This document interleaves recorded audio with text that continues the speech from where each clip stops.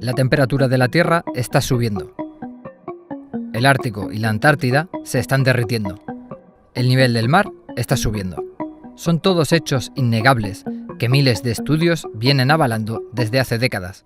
Sin embargo, las opiniones sobre las consecuencias de este calentamiento o el papel de los humanos entre las causas varían desde aquellos alarmistas que dan el mundo por perdido hasta aquellos que niegan que tengamos ningún tipo de responsabilidad crucial en el proceso.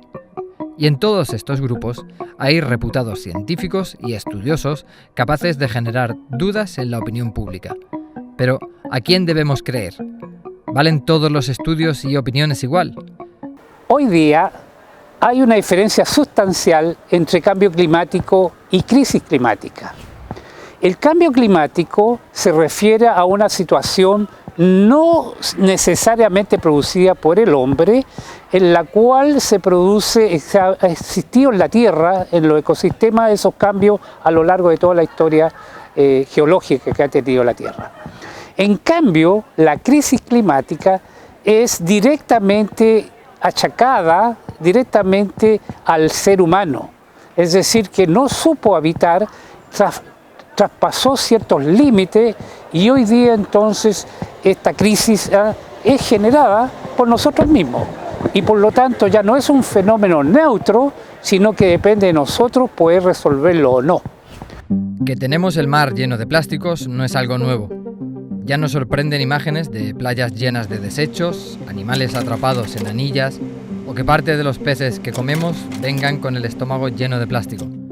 Lo que es posible que no sepas es que hay tanto plástico en el mar que incluso se han formado 5 descomunales islas en los 5 grandes giros oceánicos que se producen en el planeta. Bueno, no son exactamente islas, más bien son 5 supermanchas del tamaño de Estados Unidos y Europa que no paran de crecer, porque cada año se tiran a los océanos más de 8 millones de toneladas de plásticos.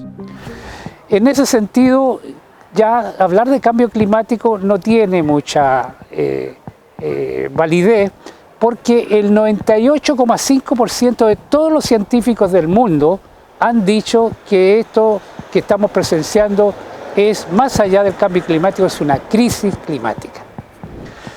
Ahora, en el cambio climático, cuando se estudian estos aspectos, hay 2 grandes políticas, la política de la mitigación y la política de la adaptación. La mitigación significa que se está produciendo el cambio y hay que, de alguna manera, disminuir el golpe, el esfuerzo que se necesita para enfrentarlo, mitigar. Esa mitigación hoy día se lleva prácticamente el 80, si no el 85% de todos los recursos que se están dando para enfrentar el tema climático. La adaptación es un proceso donde está centrado en que ya el proceso general de aumento de la temperatura y los efectos de las emisiones de CO2 no se pueden controlar en el corto y el mediano plazo, sino que nosotros tenemos que adaptarnos en forma profunda para poder, en este contexto, poder sobrevivir a esos cambios climáticos. En ese sentido, hoy día ese 15% o 20% de los recursos es absolutamente insuficiente porque rápidamente la crisis climática está pasando desde la mitigación a la adaptación. Ese es el tema de fondo y si bien las dos se necesitan, en el primer caso se les daba el 80-85% de los recursos, ahí estaba la prioridad y ahora cuando se necesita mejorar la adaptación hay que por lo menos balancear esa política entre mitigación y adaptación. Aunque frenásemos las emisiones en el acto, el mundo no dejaría de calentarse inmediatamente debido a la cantidad de gases que ya hemos emitido. Por eso debemos hacer ambas cosas: reducir las emisiones de gases de efecto invernadero y adaptarnos al cambio climático. Exactamente. ¿Cómo podemos adaptarnos tomando en cuenta que desconocemos el alcance exacto y la forma del cambio climático? Las proyecciones climáticas nunca van a poder predecir el futuro con total certeza, en parte porque la forma en que cambia el clima dependerá de nuestras decisiones en los años venideros. ¿Realmente necesitamos tener certeza para decidirnos? No. Normalmente decidimos según la experiencia, los hechos y el grado de entendimiento del que disponemos, sin saber exactamente lo que nos deparará el futuro. Y aunque no sabemos todo sobre el cambio climático futuro, sabemos lo suficiente para actuar.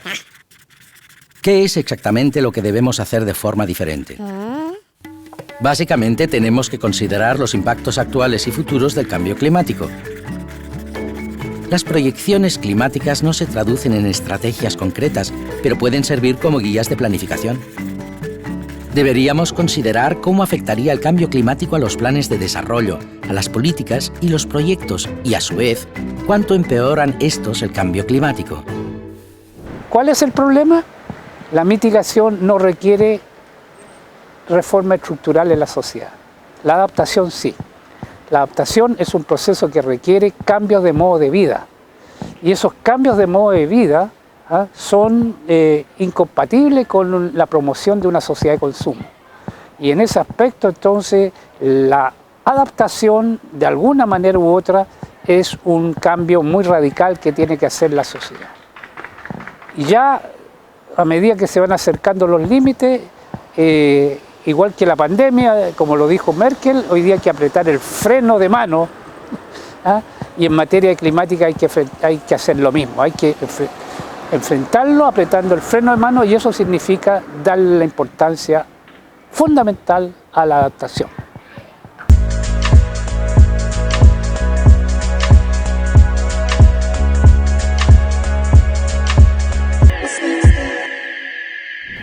Pucón necesita desarrollarse en un sentido de autosuficiencia. Tenemos el volcán Villarrica, tenemos el agua caliente, tenemos las termas y todavía no sacamos energía como para alimentar toda la ciudad. Es medio raro, no ocupar los recursos locales que nosotros necesitamos.